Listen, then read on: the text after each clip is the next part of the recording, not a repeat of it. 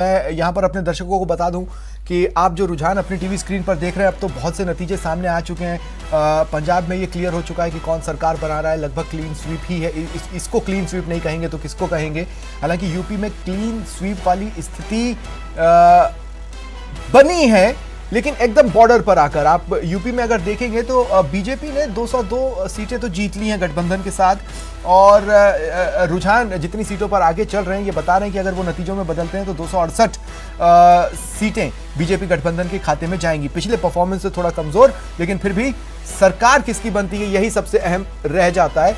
130 Samajwadi party जिस गठबंधन के साथ लड़ रही थी, 130 सीटें उनके खाते में जाती दिखाई दे रही हैं। 69 जा चुकी हैं, पिछली बार से बेहतर परफॉर्मेंस।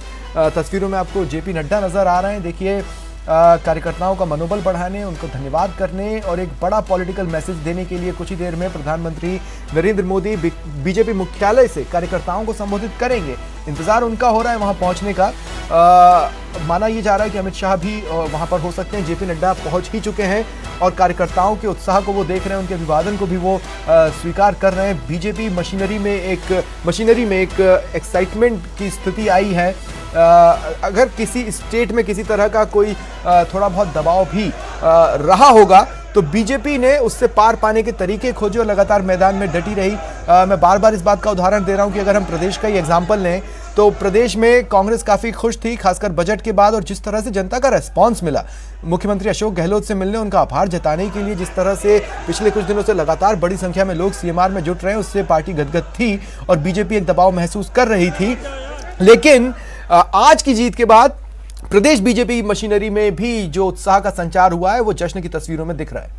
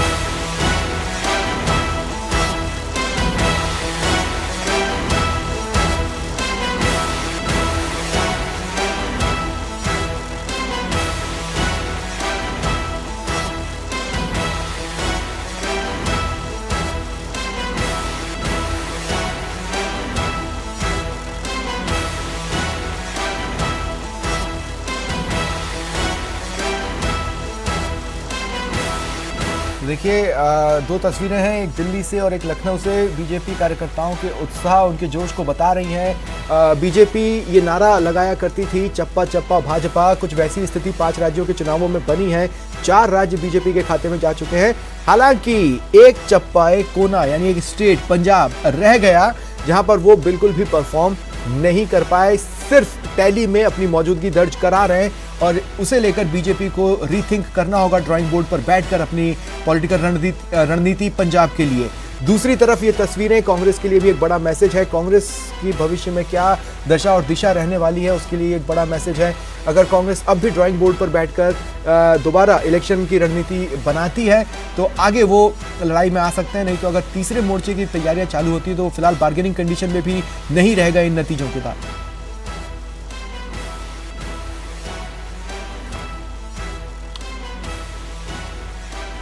और जयपुर से लगातार हमारे साथ गेस्ट बने हुए हैं। अब मेरे साथ बीजेपी नेता मुकेश पारीक जी जुड़ रहे हैं, अरुण शर्मा जी हमारे साथ बने ही हुए हैं, और वरुण पुरोहित जी राजनीतिक विश्लेषक हैं। ये तीनों मेरे साथ जुड़ रहे हैं। मुकेश पारीक जी, स्वागत करता हूं मैं आपका न्यूज़ 18 राजस्थान पर। कुछ ही पलों में मैं आपसे बातचीत करूंगा।